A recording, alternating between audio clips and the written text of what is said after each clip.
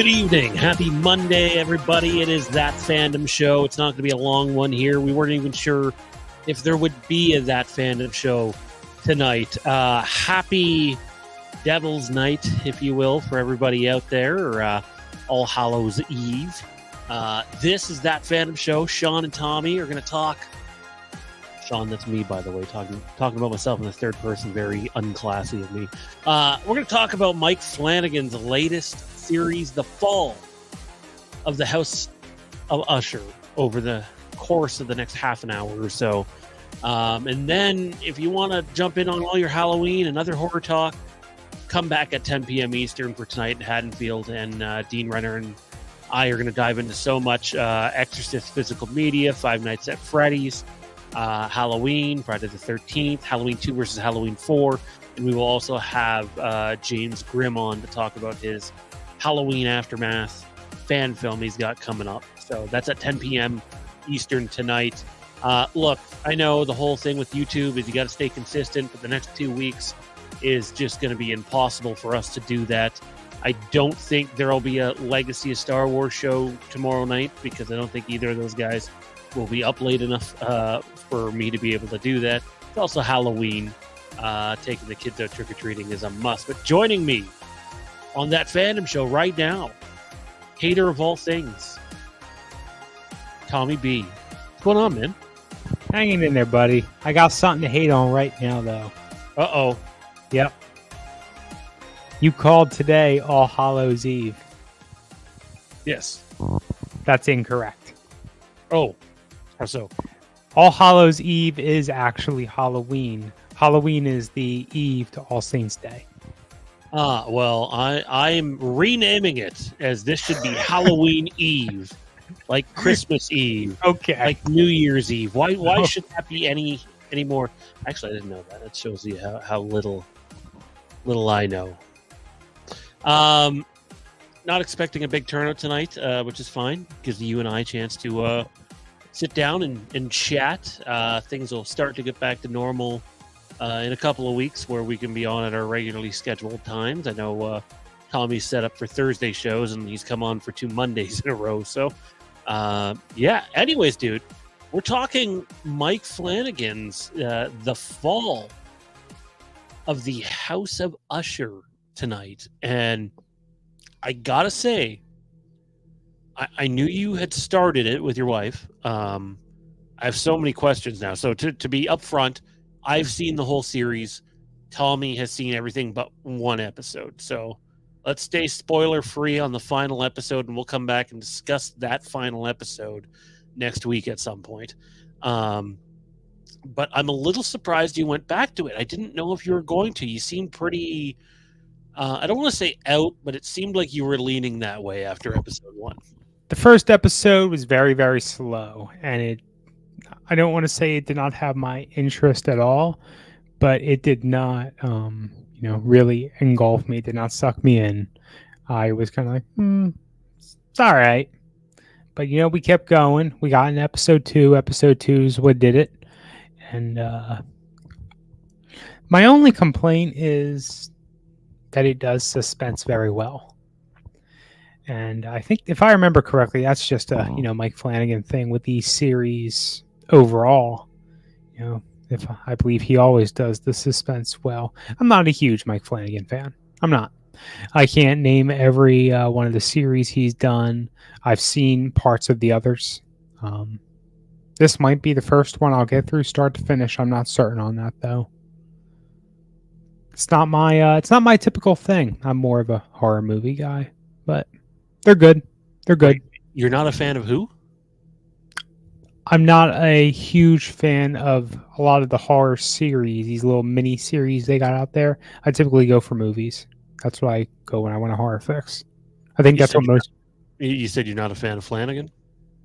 I said I wouldn't call myself a huge fan of Flanagan because I don't know all his work. Anyway. Don't mix me up. I'm not saying I don't like what I'm seeing. I'm saying I don't feel like I'm by any means an authority on his work. I wasn't for the longest time. I'm still catching up. He's doing a movie with just like a star-studded cast. I'm going to see if I can pull it up here. Does he have a background in movies, or is he Yeah, mostly these Dr. Sleep. series? He did Dr. Sleep. I did see that when I looked him up. I did see that. I have yet to see that movie, but well, when you do, watch the director's cut. It's only 3 Yeah. hours long. I'm not kidding. To me, the director's cut is definitely better. I'm going to see if I can pull this up here, as I wasn't expecting to do this on tonight's show, but I don't think you and I have talked about it yet. And that is, he's got a new movie coming out. It is another Stephen King adaptation, and once again starring his wife, Kate Siegel. Samantha Sloyan is another classic Flanagan actor who's returning. Same with Michael Trucco, Raul Coley again. But some of the names that you're probably not used to hearing in Flanagan projects might include Mark Hamill, who's also in the Fall of the House of Usher. It's his first Flanagan project. Matthew Lillard, Tom Hiddleston, that's right, Loki himself. Karen Gillan, Heather Langenkamp. There's just the cast is huge for this Life of Chuck movie, based off of previous work done by Stephen King. So once again, he's going to deliver an incredible cast for whatever the project ends up being. I believe it is a movie, though, a theatrical release. I believe it's an independent film too, despite the star-studded cast, which is pretty remarkable. But I'm looking forward to this. I love a lot of Stephen King's work, and Flanagan seems to tackle it pretty well. That being said, Tommy, I can't help but bring up this fella here, Mr. Mark Hamill, as I get Bacardi ads. Let's just remove that. Mr. Mark Hamill. And he's the lawyer, right? Yeah. Did you not know that was Mark Hamill? I remembered, and I noticed when I watched episode 1. I forgot till now. It has not been something I've been thinking about. Yeah, he plays a very good sort of like coy. It's creepy. Not a usual role for him. No, it's different. It's different for sure. Arthur Pym, right? Yeah. Yeah. He does it very well. He does. He does. Yes, he doesn't seem out of place. He fits into the show. I'm sure I will see his death next episode. I'm pretty sure about that. So, no comment. Yeah, no, he was really, really good in this. And I'm glad he's coming back for Flanagan's next project. Say what you want about the Star Wars sequels. We're definitely not here to talk about them tonight. But the one thing that has come from them is a rejuvenation of Mark Hamill's live action career. So he's definitely getting more projects. I know he had the one Jade wants to see. It's with the comedian there, Bert something. I can't remember his name. I think the movie's titled The Man. But I thought Mark Hamill was really, really good in this show, man. Like thoroughly enjoyed Hamill and what he was doing. What made you go back and, like, obviously you're on the fence through one episode, but now you're done 7 and watched 2 more today, I believe you said. So what ended up getting you? Because obviously you got hooked at some point to be like, yeah, you know what, I'm going to finish this. The wife wanted to go back. Really? I know, right?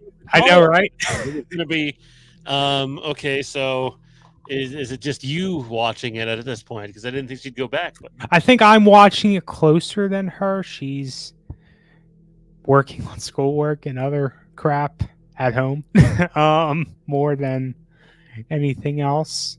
Has the computer off to the side. She's not giving it the full, as I heard it from you, the Flanagan treatment, looking for every little detail. I've had to rewind a few times for her to see things she should probably see. But yeah, we went back because she wanted to continue because it became so strongly recommended, and we've been enjoying it. And it wasn't just you who was strongly recommending it. That when she was around for that conversation, I'm pretty sure she's had some coworkers talking about it.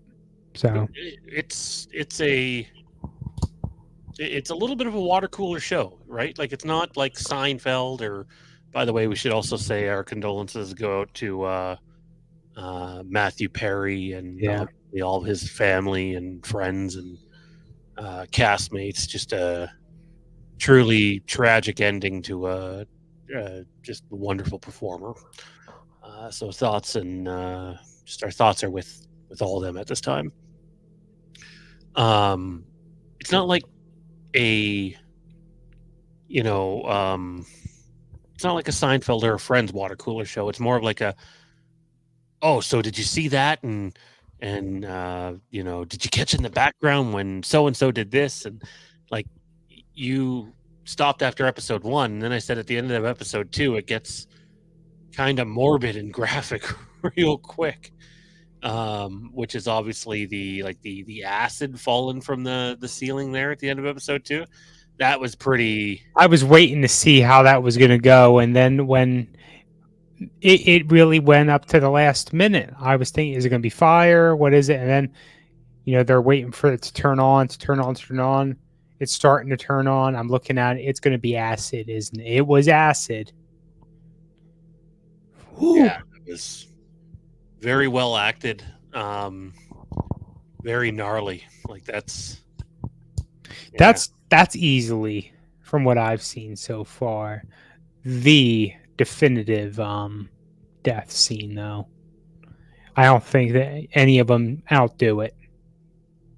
Yeah, that's a very hard scene to top for that stuff, right? Like, and it's only in episode 2, right? A bunch of people burning away with no way out, right? It's pretty messed up. Were you caught off guard at all when the girl in the mask approaches him, or did you figure that was coming? It didn't scare me. It didn't give me a jump or anything like that, I don't think. No, I don't find this series, The Fall of the House of Usher, scary at all, really, to be honest. More intriguing. Yeah. More thriller. Yeah, I think there was one jump scare that got me later on. Do you remember which one it was? I mean, I've seen mostly everything so far, so.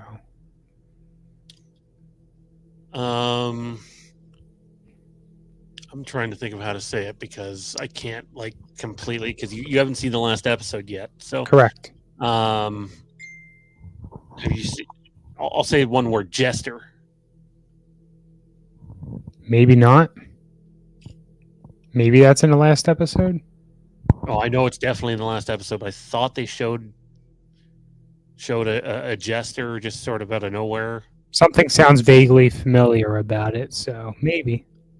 Might be the last episode, though. Maybe there was a promo image or something. So it's just a real quick jump scare, and it got me, and I was really worried. It had no meaning to it, but it actually does have meaning. Like, I hate when it's like, oh, let's just do a jump scare for the sake of jump scare, but there's really no meaning behind it. I don't like a lot of that. And I was happy to see that it did. So I know you don't find out what the jump scare, why it's even there until the last episode, but I think you might have seen the jump scare that I'm talking about. But that second episode there with the sister-in-law shows up at that party, and like you talk about the forbidden fruit, if you will. I wish you'd seen that last episode now, because there's a reference. Do you think let's start here. Okay, this is, again, it's a bit of a different review. I've seen the whole thing. Tommy has only seen 7 episodes. Does this series remind you of any other movie or show? So I'll repeat what I said. I have not seen many horror series. It's just not something we tend to stick with, and I try to go for series that either, it's something more ongoing or fandom related, geeky than horror. So I'm gonna have to go with no. Should it be reminding me of something? Okay, so let me rephrase that. After 8 episodes, it should. But as of right now, do you think you know? Oh wait, I already had this spoiled for me because it was in like the promotional description. This is like a different take on like the works of Edgar Allan Poe, isn't it? Maybe, but that's not what I'm getting at. Yeah, I saw something about that. And I believe that's actually referenced because the Raven and the last episode is called The Raven. Yeah. Yeah. It's not where I was going with it, but let me ask you this. Do you think you have it all figured out in terms of what's been going on? I don't think Madeline is still alive. Or if she is, it's in like some semi alive, not well state. I wouldn't be surprised if Lenore is dead. And here we have, Roderick just barely hanging on.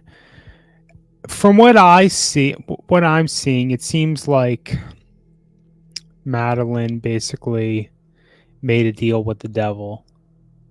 And part of making that deal was that no one would have power over her. No man would have power over her.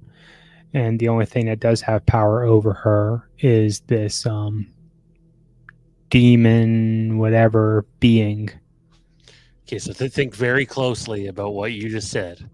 Are you talking about like a Crossroads demon type of thing?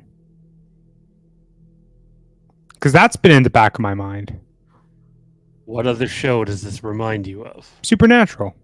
Yes. Okay, I don't consider Supernatural a horror series. No, but it has a lot of elements of horror in it a lot of the times. It does. It does. This is a huge step up on that. Obviously, this is more mystery thriller, obviously a lot darker than some of the way Supernatural is presented at times. But yeah, there's definitely supernatural elements over this show for sure. So, is that where this is going? Is that like more like a Crossroads demon type of thing? I don't think that would be accurate necessarily, but also not inaccurate. Do they actually explain it? Yes. Okay. So, yeah, they do. So, you said to me though, before we went live, that you've liked it, but you felt like there wasn't a lot left for the last episode. I don't think so. That's exactly how Jade and I felt. Like I know the last episode is actually longer, 75 minutes. So yeah, it's a fine episode. It's not bad, but I almost feel like they cleared up too much in the first 7 episodes. Yes. And that the last episode drags a bit. Like it's not bad. It's like it's not like I want to turn it off. But if I had to point to like 2 weak episodes in the series, I would say it's 1 and 8, and everything in the middle, the meat in the middle of the sandwich, if you will, is really good. Really, really good. So okay. I feel like the guy, I forget the actor's name, but the guy playing Roderick is just phenomenal. Like he's really, really good in this series. He's the lead. What is his name? He's been in a lot of stuff. You and I were talking. I know he's been in a lot of stuff, but I just can't point my finger on what I've actually seen him in before. It feels iconic. Yeah, even the fellow who plays the younger version of him. Did you ever see Midnight Mass? We might have watched an episode of it. See, I think if you guys liked The Fall of the House of Usher, I think you guys should go watch Midnight Mass next. Mostly the same cast. That's just the way Flanagan does his projects. Sure. Really, really good. And I think in Midnight Mass, the guy that plays the younger Roderick in The Fall of the House of Usher plays one of the lead characters in that, and he's just really, really good. Well, that answers the question in part. The Fall of the House of Usher is actually a short story by Edgar Allan Poe. And I think that they interweave other elements of it, but that's where the title came from. Nice. I knew his work had something to do with it, but I didn't know to what level. That sounds like a pretty extensive level, if you ask me. So I'm trying to find the name of the actor, but didn't pop up. The hell with it. Yeah, no, it's been good stuff.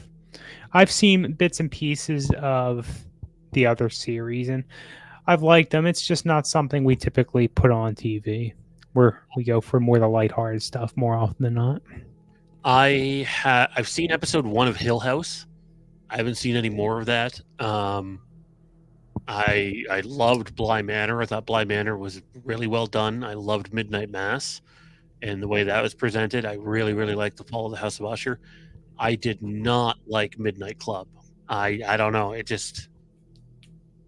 It wasn't for me. It felt anticlimactic, and just if there's a dud in Flanagan's catalog that I've seen so far, it's that show. So I was glad to see a rebound here with The Fall of the House of Usher. It's obviously been received very well. He's got Life of Chuck coming up, which is a theatrical release, but he also has that deal with Prime, with Amazon now, to make his series exclusively for them. So that'll be interesting to see what he comes up with, pardon me, for Amazon. Definitely looking forward to that. He obviously has a wonderful catalog over on Netflix.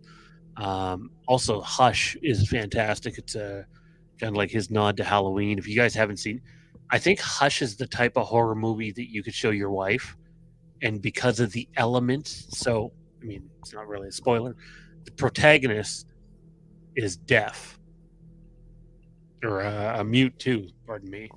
So it's both. And it's just done really well, man. Really dig it. But yeah, no, I like a lot of what Flanagan's done, so I'm looking forward to it.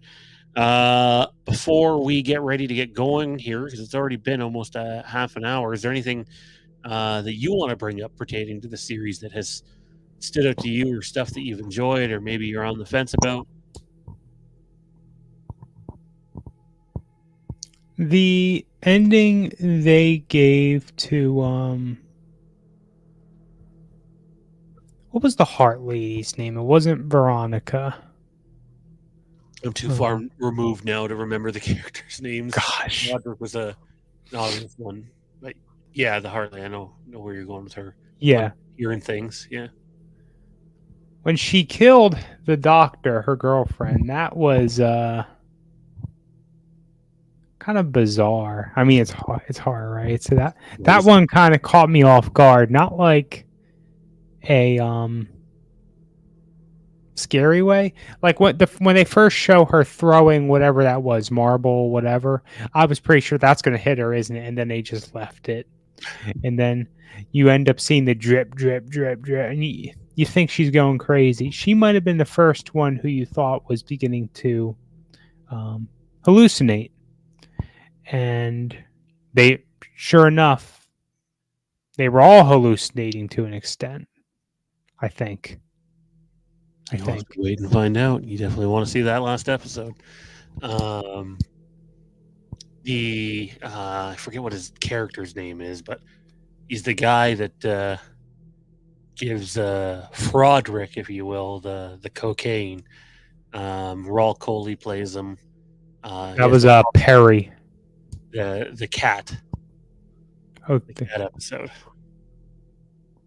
Oh no, that guy wasn't Perry. That was shit, I forget his name. Okay. It's a great review we got going on here. The cat episode where he's fucking hallucinating the fucking cat from hell, basically ends up killing himself by running off the fucking balcony. That was pretty gruesome death too. That was like, oh my god. I mean, it's far from the first balcony fall death in a movie. Yeah, but the way this one was shot was a little different. It was a little different. You get the splat. Ugh. Yeah, Speaking of which, I was watching Seinfeld last night before bed. yeah. Not, you want to touch the topic of even in entertainment industry, fictional suicide on TV very lightly still, but it's the one where they named Jerry Godfather. I don't know if you've seen this one, and George is going on about the parking spot outside of the hospital that he got, and he's like, "Look at that spot! That spot's so amazing!" And Kramer accidentally tells the mentally ill patient where the elevator is, and the guy ends up jumping off the building, Oh my but gosh. he lands right on George's car, and George runs from the room screaming, "My car! My car!" It's messed up. It's fucked. But yeah, it just made me think of that because we were talking about the fall of the House of Usher thing. Any big Halloween plans tomorrow night, man? I'm leaving work a couple hours early. I don't want to Look at be you, you naughty boy. What? I said, look at you, you naughty boy, leaving work a couple hours early. I work 10-hour days, so yeah, I don't want to be the therapist seeing kids on Halloween night instead of having them trick or treating. So I'm just taking that off the board. Gonna come home. We'll give some candy to the kids and all that good stuff. Maybe we'll put something on. Maybe we'll watch this last episode. But we'll just see what time looks like, right? Yeah, well, that's the biggest thing, right? Like we always want to like check out movies and stuff, but or even series, but it's like you got to have the time to be in it. And like any Flanagan show, really, or movie, like it's something you have to pay attention to. His shows and movies are designed to like not be sitting here going like this for half of it, and yeah, because then you miss so much. And what we might do is we might bring maybe we'll bring whoever of us has the bigger computer out to the garage. That's our candy distribution plans. Throw some chairs out there and all that good stuff, and just watch whatever has to be watched. See what happens. I think you'll enjoy it. It's not mind blowing at the end, obviously, but it's pretty solid TV all in all. Just some housekeeping here to keep everybody up to date what's going on at the channel. I know we haven't had much of an audience tonight because it wasn't an announced show. I just sort of put it out there and then announced it right before. But we have Halloween 2 versus Halloween 4 coming up 10 p.m. Eastern tonight. Take a guess which corner Dean Renner's in. Not the same one as mine, so it should be an interesting episode. Check out the latest video we have over on the Legacy of Halloween.